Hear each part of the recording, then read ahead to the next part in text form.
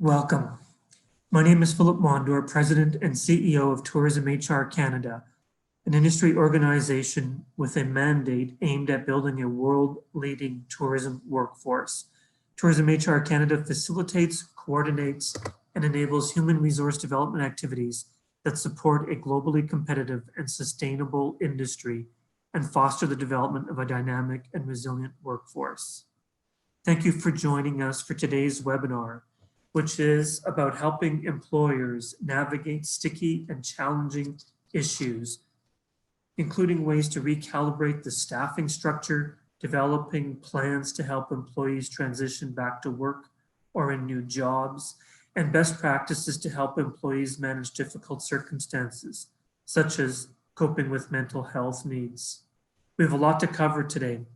Grateful to have joining us people from across Canada and in different segments of tourism. Today's webinar will be about 50 to 60 minutes in duration. This will be a recorded session, and a PDF copy of this session, as well as the recorded version, will be available on our website following today's event, posted next Monday. The PowerPoint deck does include the URL links to all the items that we feature here, so you can go deeper or check into any of the topics that might be of interest to you. You will receive a follow-up email tomorrow with a link to other information, but next week we'll have these items posted for you. The website, of course, contains more information in detail with links to all of our material. We encourage you to discover TourismRecovery.ca as well as our regular website. Heather is joining us today. She is monitoring the Q&A and chat features. We encourage you to ask questions or raise comments. She will do her best to keep up with those that come up on the call. If we can't answer them within the time of today's webinar, we will include the responses as part of the follow-up. If for any reason there's a disruption today and we lose connectivity, we will follow up with all those registered for today's webinar with a narrated version of the same presentation. Special acknowledgement to the Government of Canada, for which this webinar would not be possible without their support and the funding. This is part of TourismRecovery.ca initiative. TourismRecovery.ca was launched by Tourism HR Canada in June to help the sector respond to COVID-19 crisis by providing timely information and practical tools at no cost. We'll learn about the website as we go through today's session. Tourism businesses have asked for webinars to help guide them through some of the big topics, and indeed today's session is one of those items. This is the fifth in our series, our fall series for 2020, called Tourism Power Workshop. Okay, let's get right into some of the session. For today, we're going to operate with the framework of looking at the workforce issues by talking about 4 topics: respect, retain, retrain, and redirect. The focus of today's session is entirely on the workforce. As we all know, and something that our organization often uses as a way to describe the importance of the workforce, we say tourism is all about the authentic, tailored, compelling, quality experiences delivered by skilled tourism professionals. After all, it is the people that are the backbone of this industry. Collectively, we are all trying to create a more resilient and inclusive labor market. Now, as we go through today's webinar, I want you to keep in mind that there are 3 kinds of staffing that we're thinking about as we do this. 1, we're looking at those that are currently employed, the ones you've been able to keep. We also are looking at the staff that you were unable to keep or unable to bring back, or in fact, some of those that you might be having to let go at this time with the small downturn of the industry. And finally, we'll start looking a little bit about recovery and new staff and where we go from here. Our first topic, of course, is on respect. So let's kick this off with setting a bit of a tone. For that, we've identified an interesting article from Human Resource Executive. Let's kick this off with an insight supplied by this group. It's about getting the culture of your business right in times of crisis. I like the author's main point, that is, People always remember how you make them feel. Let's keep this in mind as we work our way through today's session. HR executive reported on 7 things companies can be doing now to continue to boost employee happiness and wellness during the coronavirus pandemic and to keep them engaged. Now, I've captured them briefly here. The article, of course, contains more information, but let's just quickly walk through these. 1, empower managers to lead change. As we know, everyone is personally affected by COVID-19, and everyone is dealing with their own kinds of transitions and challenges as they manage in this time. Now, more than ever, we need to make sure that managers are set up to become supports for their staff, to be time of inspiration and help. The second item they talk about is implementing daily check-in calls. Now, daily might be a little bit much, depends on your type of operation, but the key message here is stay in touch. When things are hard, it's so important to stay close to your people. It's a great opportunity to check in with everyone and to do so as regularly as you think is needed, at least once a week, if not more often. Indeed, often just by the way we work would require us to do so more frequently. And when you do check in, it's not just about how everyone is doing, how their work is doing, but rather how they're doing personally. The article goes on to say that some leaders have started asking employees to share their highs and their lows of the day. This encourages everyone to work through problems together, but also shows employees that they're not alone. Maintaining consistent communication is a common theme we're going to hear today. During COVID, everyone knows that things are not business as usual.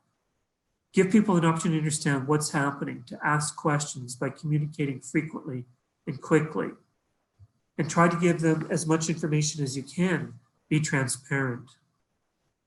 At the same time, be careful and mindful of the privacy when checking in with workers.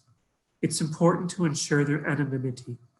And when there are employees that are self-reporting cases, or those who are ill, or those that reach out because they have a genuine concern and need some help, remember to do this with a level of confidence so that they can be comfortable with reaching out when needed. Focus on learning and development is another key theme we'll see a lot today. Learning and development programs help increase engagement and retention. They also help improve employee performance. I'll be picking up that topic when we get into the third segment of today's session. Number 6 on their list is be intentional with wellness. Here, they say empower employees with the support and tools they need to stay productive and healthy in the face of new challenges. There are examples that they refer to in terms of remote work, but it's not just about those working remotely.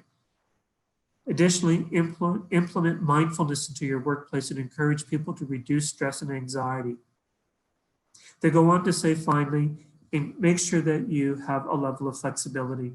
When people are dealing with this type of environment and crisis, there are many new challenges for them, particularly if they're working from home. Things like having to work and deal with family matters, with children, with people that are not well, with concerns around transportation and other matters. Really, things are very different than they were pre-COVID, and flexibility is needed in order for them to juggle what they need with personal matters as well as with their work needs.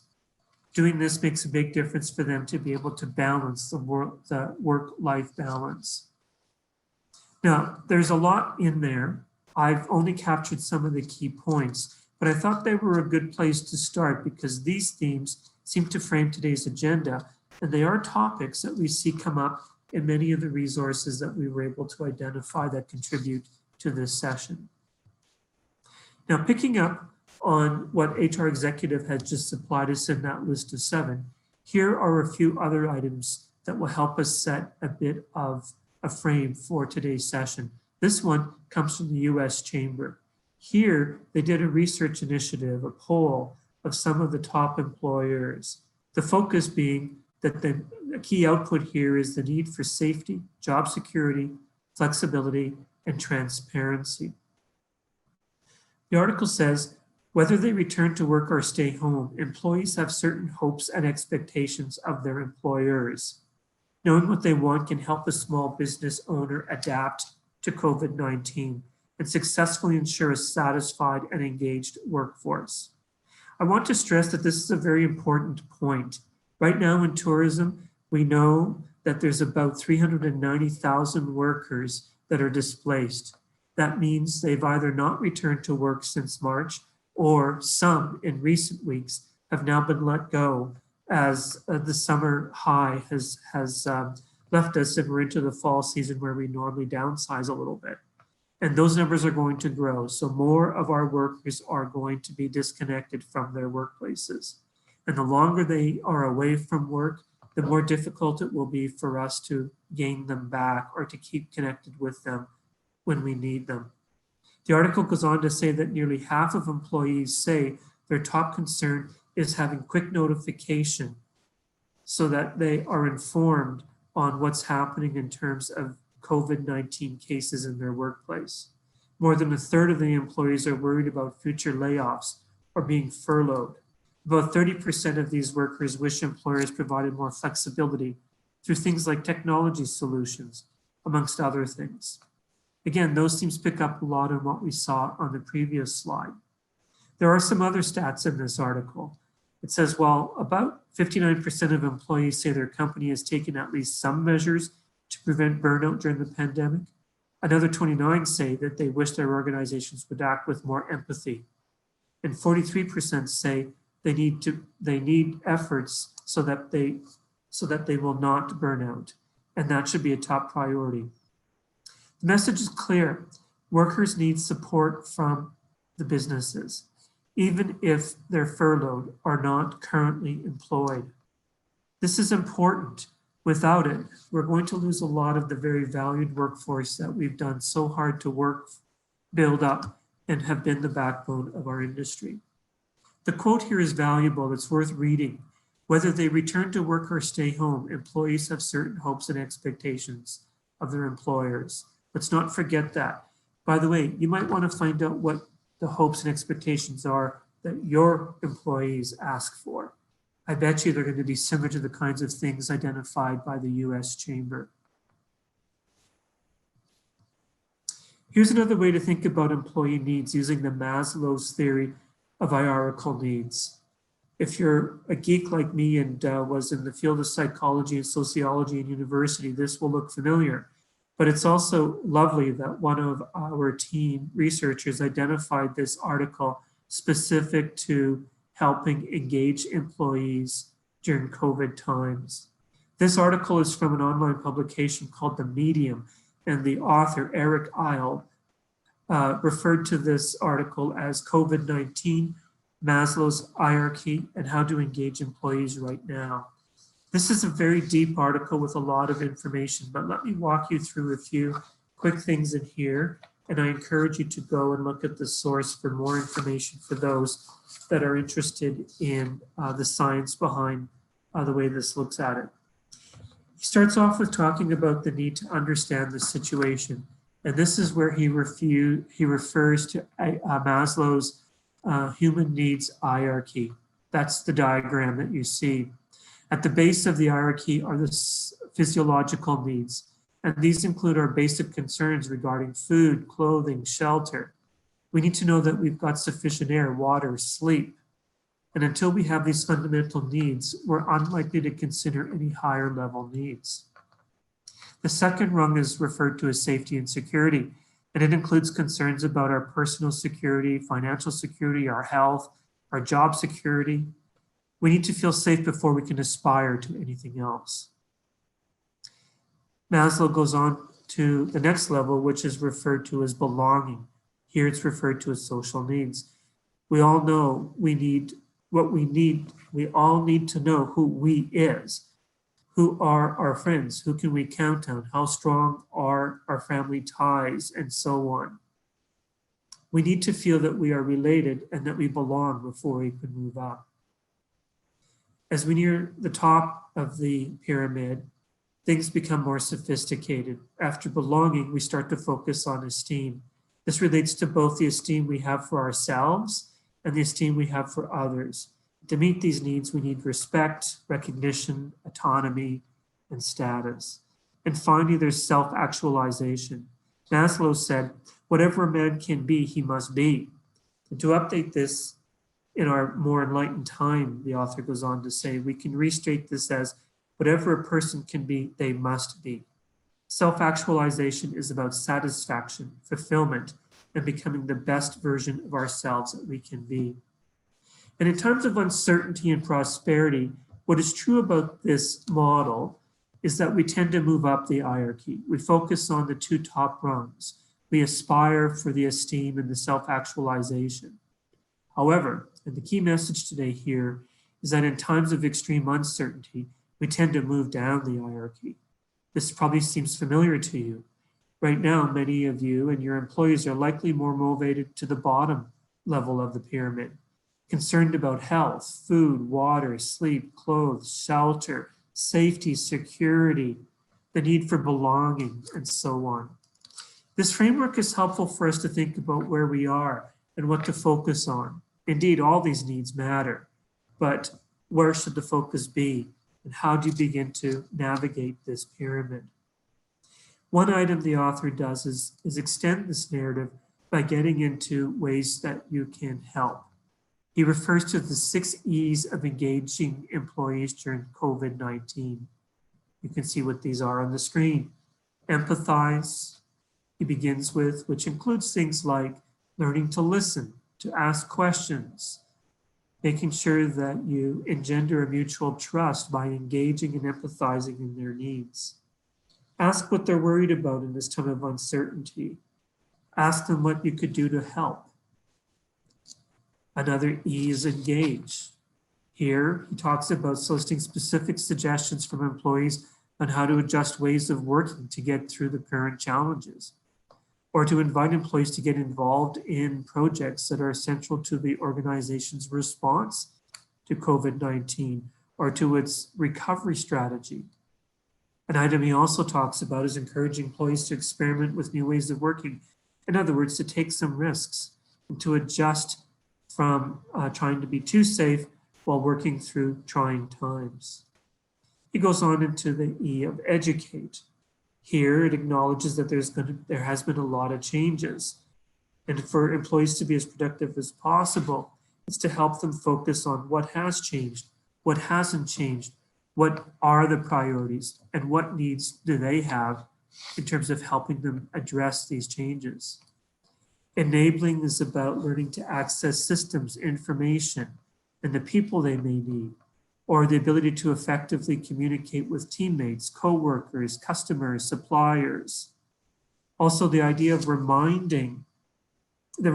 of supportive resources that are available for people so that they can go access them. That might be just the idea of peer groups, but it's also probably pointing them in the direction of some supports like resources and counseling needs and so on. And in fact, we'll have a few examples of those as we move along. The idea of empowering is a word that often means a lot of different things, but in this particular article, the emphasis here is on the idea of focusing on rules, processes, protocols, compliance. In other words, helping them learn how to work in this new environment.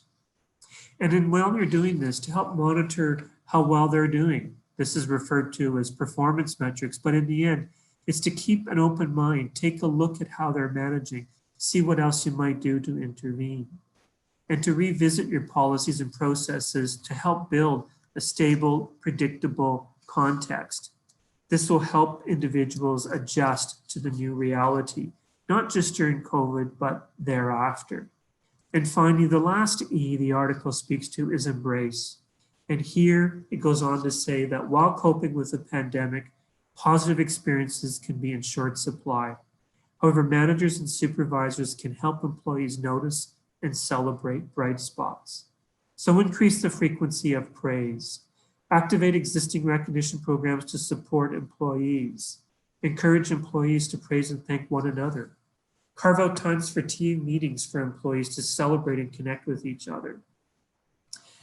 The article also includes additional E's that speak to what it means for remote workers. That doesn't apply to some types of tourism operations, but for those that it does, It goes on to talk about the working conditions of working at home and how it brings other realities. Extending trust is an example of agreeing that they can work at home and they do not need to be supervised, that they have the level of autonomy necessary to pursue what's required without having to have routine contact. Equip employees with the tools that they need to function well.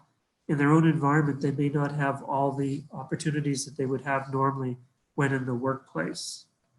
Be clear on what the expectations are, and of course, provide coaching to help them move along. So there's a lot of information in this article. I did kind of capture a fair amount in this presentation, but I might add that this is one of the more in-depth articles we've come across, and it again mirrors a number of the same messages we've seen in other articles. It's lovely if you're interested in the link to something like Maslow's theory. It just gives you a little more grounding to think about a framework on how you address these things. Bonnie, let's go on to BDC. We'll shift gears here. This is going to direct you to a resource offered by BDC. Now, BDC was mentioned in past sessions. They do have very good tools under their COVID resource section. Here, this particular tool is a planning tool to help you, business owner operators, look at your operation and decide on the essential workforce planning needs. I've included it up front in today's presentation because it's a good place to get you started and thinking about where you need to go with managing your HR. One of the key messages within the workforce planning deck is the idea of employee communication. This again picks up on what we've just learned from the previous items that we've had, but it also will remind you of something that we covered off in one of our earlier webinars on adapting to new market realities. It raises a key point about communicating with employees, something that we've talked about a few times, not just today, but previously. It's something that you'll see show up again and again today. Remember, there are some key tips about communicating with staff. The so-called pro tips on the screen are a good summary of what the article contains. What's fundamental here is understanding the need for the frequency of it, making sure that you are direct and frank with the messages, that they're understood, that you open up channels for people to communicate back. This goes a very long way in helping navigate difficult times.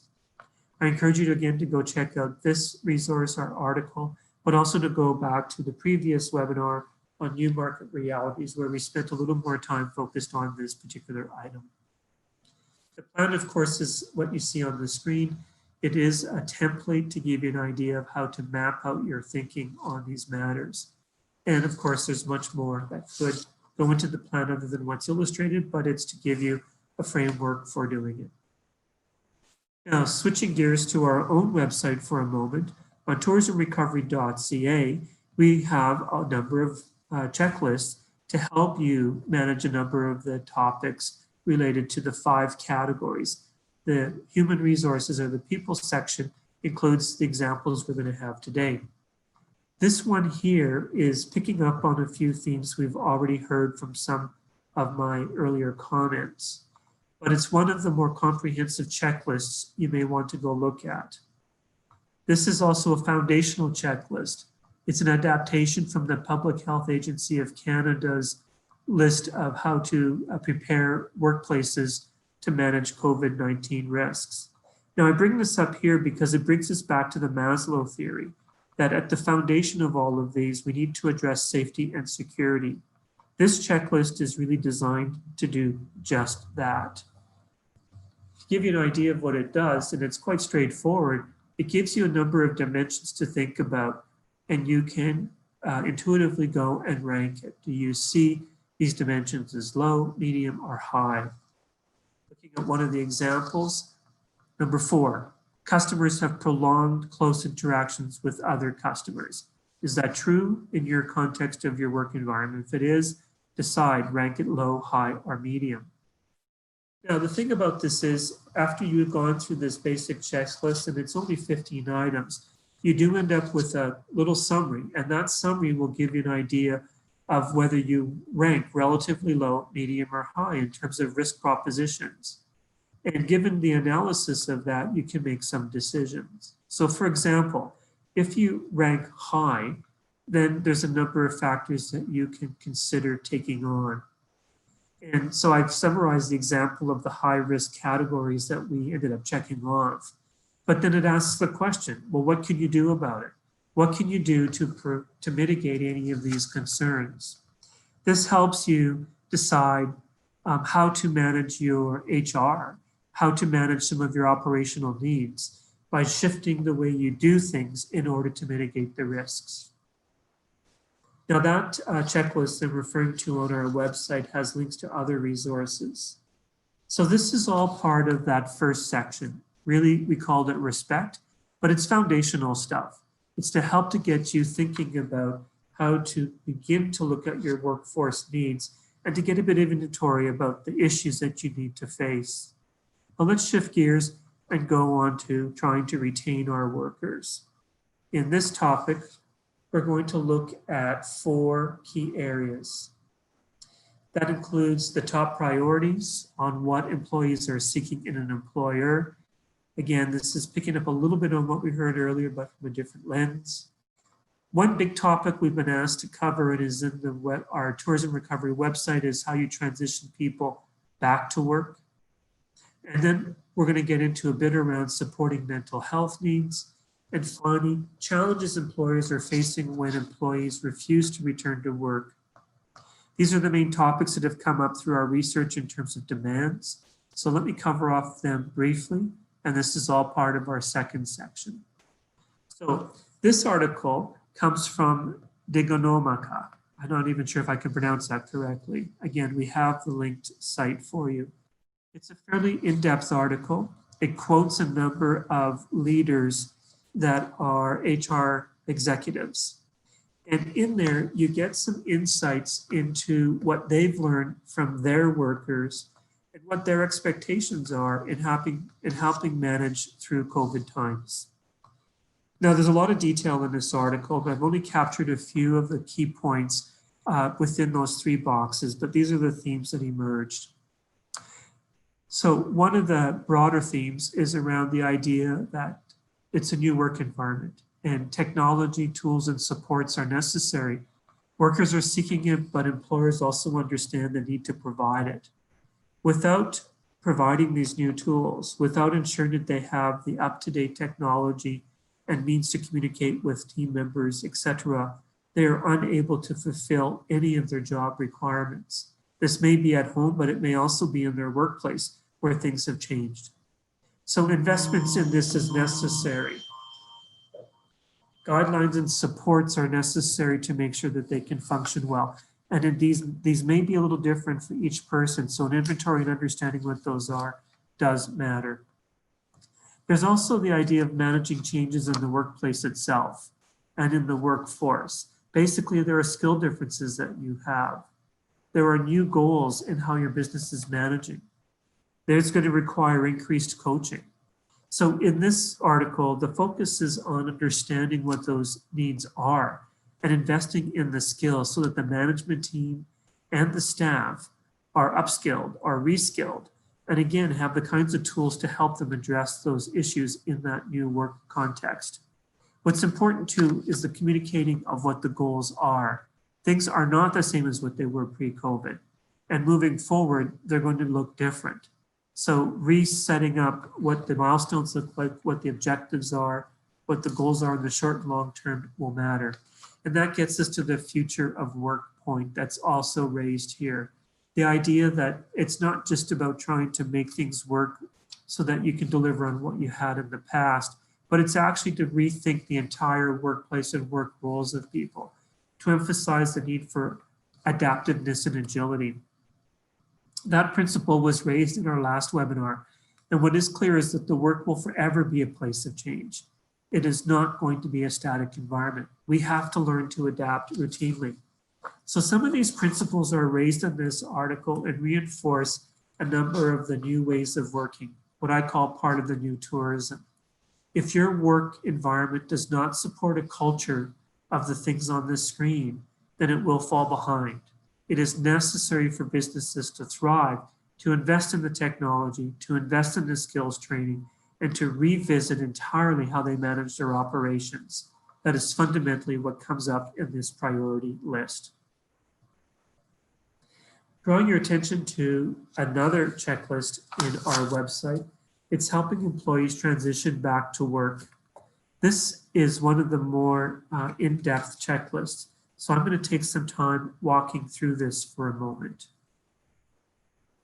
Now, tourism businesses are expected to reopen gradually, and as they do, things will be different. Not all workers will return, and not all at the same time. Instead, it's more likely that businesses will start with a small number of workers, many part-time, until there is sufficient demand for more workers, and in the time when businesses are finding more profitable to be able to do so. In many cases, because of changes in the work environment, the nature of the job will be different, and there may be a need for reorientation and new skills training. Now, change can be unsettling. It does cause stress, and it's important for tourism operators to employ strategies that will help employees transition back to work, to new job responsibilities. Ultimately, employers have a need to be more flexible and responsive. So the checklist goes on to two major sections. The first one is while employees are away from work. This is something that's important. Even before they return, there's a number of things to do to make sure that you can optimize your opportunity to keep them, and so that when they do return, they're well fit for employment, especially in the new circumstances. So keep in touch with them. Keep them informed on what's happening. Acknowledge that there are difficulties and limitations because of the isolation they're facing from both colleagues and from work. Find out how they're coping and let them know they can reach out for support. Promote effective communications. Recognize contributions and successes along the way. Where changes are expected in the workplace, like there's going to be fewer workers to start, or there's new operational hours, or there's different operational procedures, then be explicit, be honest, be positive. Describe why the change is happening, what you expect the change will be, when it will take place, how it will be implemented, what their role is in it. Discuss the possible challenges in doing this. Provide fair notice when you're expecting them to come back to work. And when you're doing this, make sure you connect with them to understand and accommodate the types of needs they have, and to be flexible with different things like startup times, because they may have to account for new arrangements for childcare or for transportation, for example. And employees that can work at home continue to do more to foster continued work at home, or some hybrid example. Address concerns around job insecurity. Explain how you're going to, get a plan on how you plan to retain workers, and explain how you're going to do that. Make sure that they understand that your goal is to try to retain as many as you can and to broaden their skill base while doing it. Advises of the stages that you're going to follow when you're going through it. Invite them to be part of it. And finally, while they're away from work, continue to increase the availability of workplace health programs and services. This could include counseling, information sessions on maintaining healthy lifestyle, and other tips. Later in the presentation, as we summarize, there is a few examples of those tips offered up by Go2HR from British Columbia, and I'll offer them up at that time. So that's while they're away. But of course, the point is we want to get them back. Well, the second part of the recovery checklist is around getting them back into work. And with that in mind, the real focus here is matching employees to the best fit job. Now, this may sound a little odd in the sense that these people have worked for you before for the most part. So wouldn't they just go back to where they were? Well, maybe not. There's a lot of changes. And again, you're working with different complement of staff, perhaps, and sometimes and most likely fewer of them. So with all that in mind, first, it started off with understanding what those changes were. So you need to discuss the need to make changes to the employee's job role. You need to explain what process will be used, like how you're going to review their skills and their interests and find out what kinds of things they would like to be doing and what types of support they feel they need. Listen carefully to their concerns, provide detailed resources to help them with it, reinforce what the employee currently does well and has previously accomplished, and emphasize how these strengths will help them transition to new roles. And then, of course, you have to informally, or perhaps maybe also informally, assess their skills and interests. Give an idea of just what they can do. And that includes maybe tools that can help with employee self-assessment, maybe a supervisor assessment, but basically discuss strengths and successes and what the areas they want to develop. Discuss possible needs that they may need to help to accommodate to a new situation, like scheduling requests or other things. Discuss potential new skills that the job requires. Be explicit, answer questions, help create a new job description along with the worker, and seek agreement on them about the role that they're going to take on. Of course, following that is to help them get an individual development plan, the IDP. The professional development and skills training is key to bringing them back. Focus on the skill gaps between what they have in terms of their current competency and experience or qualifications and what the target job requirements include. These individual development plans usually include things like prioritizing what to start with, identifying and selecting different strategies that they may take on, like courses or coaching or assignments, identifying resources to help them get that done, and setting milestones or timelines or a schedule on how to do it. And finally, it's really fundamental throughout all of this that you're providing the right kinds of support and guidance. I'm going to add that to do that is a skills exercise in its own right. And indeed, your own supervisors or managers probably went through a very similar process to make sure that they were ready to manage the return of workers and have the skills necessary to do the various support and process we've just talked about. Let's move on to one more item here, and that's about tips for building a mentally healthy workplace. Here, I'm borrowing from an article we found from Randstad. Again, it's cited in the deck. Now, this is a more difficult subject. It is one that is taking up a lot of time in our current work plans. This article has a statement I'm going to just read out. It gives a stat and it's a bit alarming. It says, statistically speaking, it's likely that someone in your workplace is dealing with a mental health issue right now, whether you're aware of it or not. By age 40, approximately 50% of Canadians will have experienced some form of mental illness, and 1 in 5 people experience a mental health issue each year. With a global crisis like COVID, our collective mental health is put under even more strain than usual. The article goes on to say that as a leader, you have a responsibility to check in on your employees and ensure that you're providing the tools and resources they need to take care of their mental health during these times. The article is a very helpful one. It does link to additional resources, and it includes several tips. Those are summarized in the 6 points on the screen. I won't go through each of these, but I do encourage you to go look at the article. It's more because of time that I'm going to move forward with it. And I want to move on to a section of this particular article that talks about being aware of the signs and symptoms. This diagram is from the Mental Health Commission of Canada. A version of it was also contained in that Randstad article. What's important to know and recognize is that mental health is part of a spectrum. People can struggle with mental health issues without having a severe illness. They can also move through this spectrum throughout the day, experiencing mental health highs and lows within the same day. As an employer, being understanding of these ups and downs and recognizing that employees are only human is critical. So this graph from the Mental Health Commission of Canada showcases the spectrum. It's helpful to look at this as a general guidance tool to begin with. People are generally healthy when they characterize or demonstrate things like being physically and socially active. They're performing well. They're not sort of addicted to some kind of gambling or some habit. They're in what's called a reactive stage if they're starting to reach stages where there's a bit of procrastination or they're starting to have more regular use of alcohol, for example. they're starting to withdraw a bit from their social circles.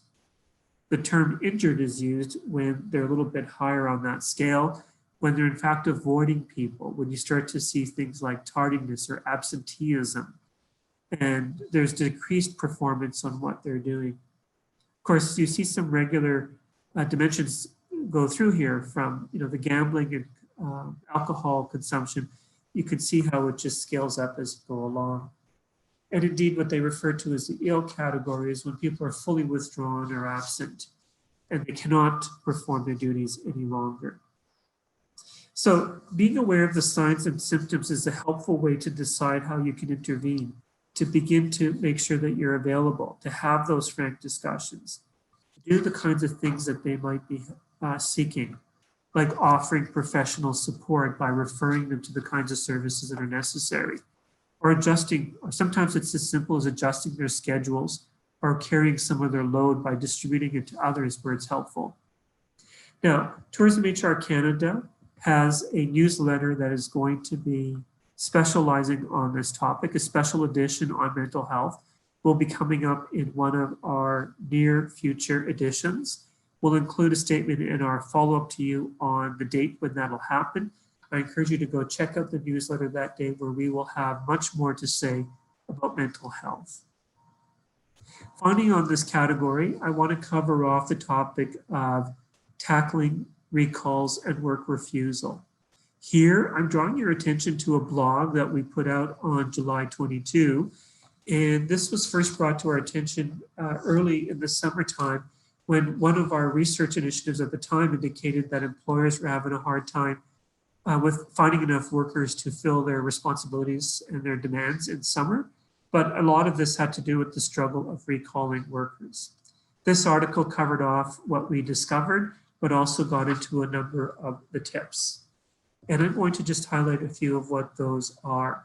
To begin with, why is it that workers do not choose to return to work? A number of these are highly legitimate and very practical reasons. The list you see on the left-hand side are the main cited reasons that we came across in this industry in Canada.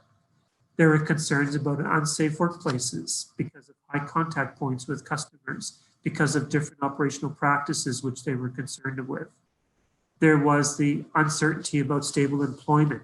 They did not want to take the risk of getting hired back, only then to be laid off again, or not to have enough hours when they had other opportunities like CERB, and so on. So the list is there. They're probably very familiar to you. That's a challenge. And indeed, there are a lot of other reasons why workers may not return, and very legal reasons, if you want to call it that. There are situations where they can refuse work legitimately, and they're protected for doing so. Like if there's a confirmed or presumptive case of COVID in the workplace, or the employees had close contact with someone who does have COVID, like an immediate family member or a friend or something like that. Or they believe there's a very high risk of exposure from contact with customers or contractors or clients. Or they're concerned about how workplace manages risks and so on. Those are legitimate reasons, and there are other possibilities why they do not need to return to work, and they're protected for not doing so. But another thing that you can think about is practical tips that might help mitigate that. Here, the province of Ontario, through the Department of Work Safety Prevention Services, published an article that included a number of suggestions. I've captured those into the practical tips list. There were a few others, but these sort of seem to be more pertinent to the tourism sector. And it really speaks to a number, it sort of counterpoints to the number of the challenges we saw on the left-hand side. Helping staff understand that you are taking safety carefully. So have regular talks, debrief them on the practices and protocols in play. Let them contribute to how those can be done. Demonstrate how that is following health code as requested. Model the behavior that you want them to do. Show them that you follow it as well. Take it seriously. Watch for stress. Intervene where you can. Get the right supports. Communications, of course, comes up once again. Makes all the difference. So these are ways that you might mitigate some of the concerns about people returning, or their concerns about whether they feel that they the workplace itself is safe and whether they can be productive there. Now, that's a lot of content I covered for section 2. I know it was meant to be a very big one, but in summary, basically the focus here is to remember that your job primarily is to worry about safety, job security, flexibility, and timeliness of the communications. If you get that right, you'll go a long way in helping retain workers. Retrain. This is a very brief section, intentionally, because retrain, of course, is a topic that we covered off in some of the previous webinars, but I did not want to lose sight of it here. It is, of course, a human resource matter of concern. Tourism HR Canada, as you all know, does offer 2 main resources that you are probably well familiar with. The Merit.ca website is the brand and name around most of our training product. It is an industry developed and led model which contains training for all types of operations and levels of work, everything from, and all types of sectoral work, like whether you're working in food and beverage, accommodations, transportation, recreation, and so on. So I encourage you to go there. Those tools are available and helpful for you in segmented content areas. TourismRecovery.ca, which of course you're familiar with, is the other tool we introduced during COVID times, an online free resource with many different products to help with the training demands you may have, particularly for business owner operators or supervisors. Indeed, this webinar is an example of some of that material. Finally, one other thing I'm just going to highlight today, but I'm not going to go into it in any depth, is the Future Skills Framework. I raise this for a very important reason. This is a very significant project this organization has been working on for the past 3 years. In the first part of next calendar year, sometime in February, we will be doing a fairly large webinar session on this. This is the tool that will give you access to how to define the skills that you're going to need in your workforce to help you do all the kinds of HR planning that you may require. The Future Skills Framework does include all of the new skills required for working post-COVID time. So this is something we're very excited by. It was a major investment by the federal government, and we'll begin to start using it in part in the new calendar year. This is also getting expanded. So I raise it as a benchmark and point of interest for you, and we'll give you more information in a future webinar on this front. Now, there's a lot more I can say about training, but because of today's time, we're not going to spend our time on the training issue. It's one you're most familiar with and comfortable with, and you have lots of other opportunities to go back to our websites for more in-depth information. Now, let's talk about redirecting. What do we mean by that? Well, there's a lot of things that you can, first of all, be doing. This is a frank discussion about the fact that you're not going to be able to keep or bring back all your staff. And certainly nobody wants to let anyone go. And every effort is being made to retain or even bring people back where possible. But still, COVID has made it very difficult for businesses to hold on to everyone. And unfortunately, there is a need to help these people move on to other opportunities. There are things that you can do to help, for sure. Some of the immediate things to keep in mind. You can help them identify their transferable skills. Now, if that framework was available, that would have been helpful. You could have used it as a place to check off, use it as a list to help check off those identified skill requirements. Today, though, you can access the occupational standards that do that for you as well.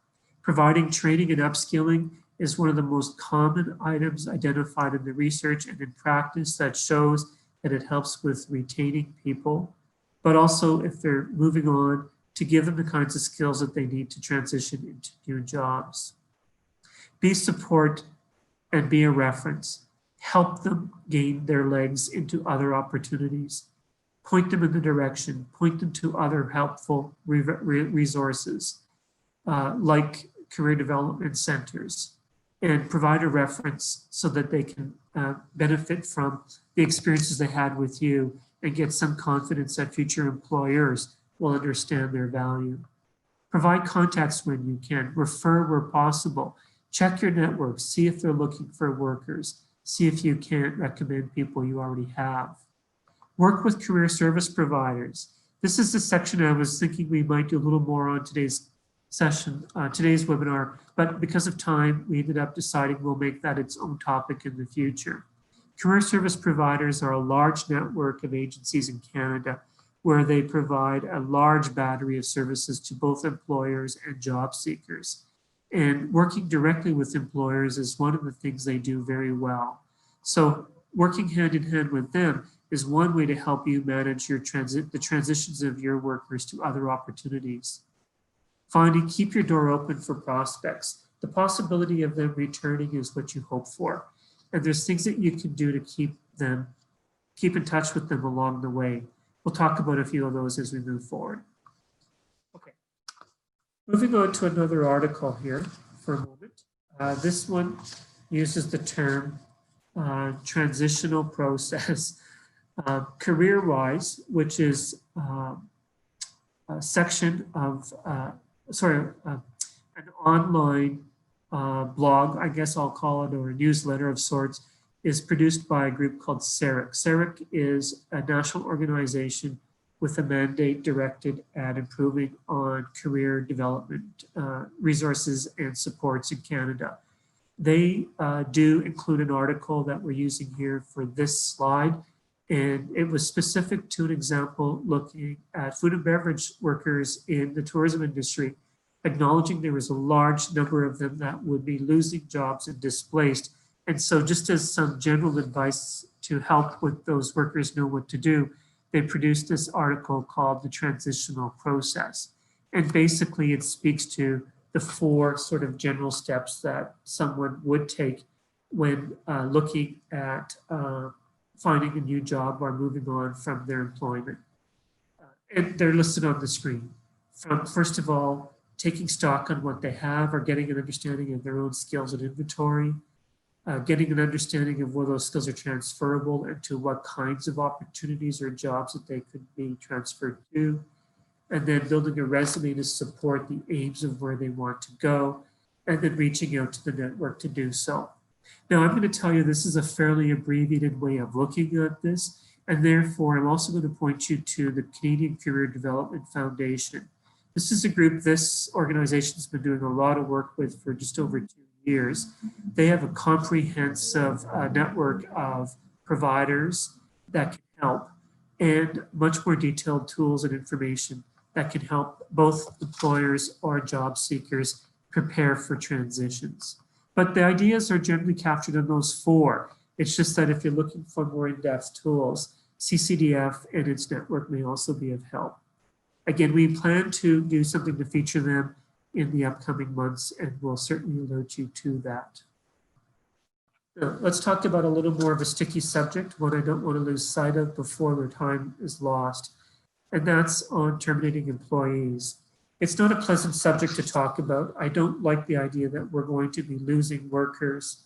At the same time, I think it's very important that we recognize that at times when we cannot keep our workers, we need to do what we can to move them into the roles they should be in.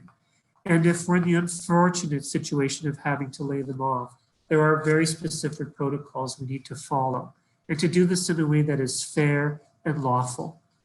This checklist does that for you. It is one of our more detailed checklists on our website.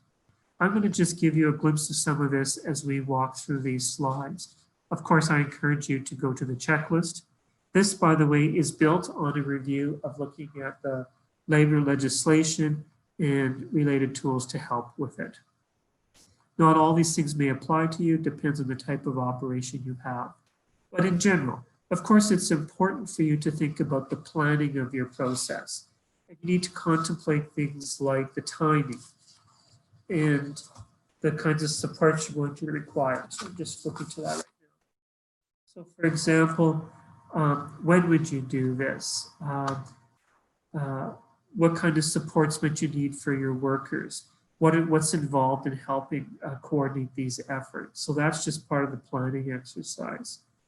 And then when you implement the process, you're going to go through a number of stages. Some of these are required depending on the size of operation and type of number of workers you're having to terminate. Like for example, This providing notice if you're doing group termination to the Ministry of Labor is probably required. Of course, need to notify employees as soon as possible in writing, and holding information sessions with the affected employees on the process. And you need to make public announcements about these. You need to manage social media reactions. Now, already this might seem a little scary and a little daunting, but actually that's why it's up there. Some of these are required by law, and they protect you from a liability in your interest point of view. And it need not feel quite as daunting as it is. If you follow these protocols, your employees will also be happy because it is making it fair and just. And informing your employees is really one of the biggest things that comes up in these matters. There are a few things to prepare for the employee for informing them, and those are listed on the screen. But this is to make sure that you have the right documentation in place. But the main way to inform them in the end is usually through a meeting that involves the affected employees. And here, good practice suggests that you think about 12 things in your protocol. Explain why you're having to do this, outline the different options available to them, provide them with the documentation they need to understand what's happening. Explain the documentation in terms of filling out forms so that they have the assistance they need, and so on. Ultimately, it's to help them get the tools they need before they exit, and to do it in a way that's most beneficial to all parties. I'm going to remind you that the website includes other tools. The Workforce Action Plan was covered off in one of our earlier webinars.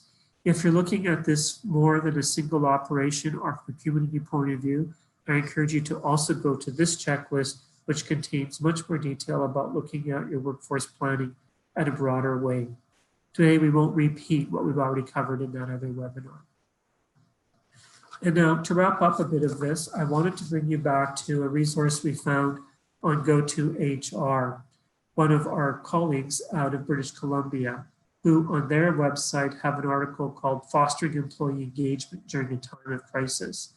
I thought it was a good wrap up of a number of the things that we've heard today.